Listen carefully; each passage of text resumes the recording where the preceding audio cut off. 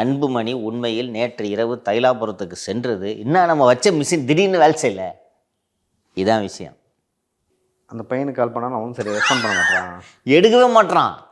யார் வச்சதுன்னு பிடிச்சிட்டாங்க. பேர்லாம் சொல்ல விரும்பல, கண்டுபிடிச்சிட்டாங்க.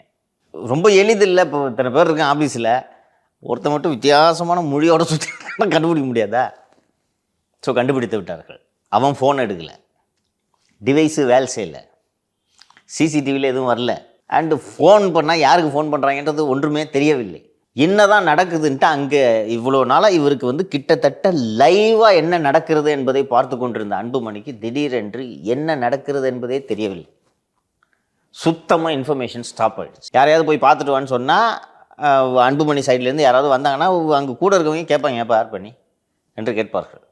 ஸோ நாமே நேரடியாக களத்தில் இறங்கி இது என்னவென்பதை பார்த்து விடுவோம். ஸோ இவர் தந்தை அங்கே வேறு கூட்டத்தில் இருக்கார், இதுதான் கேப்புன்ட்டு இதற்குத்தான் போனது. போய் அங்கே என்ன நடந்திருக்கிறது,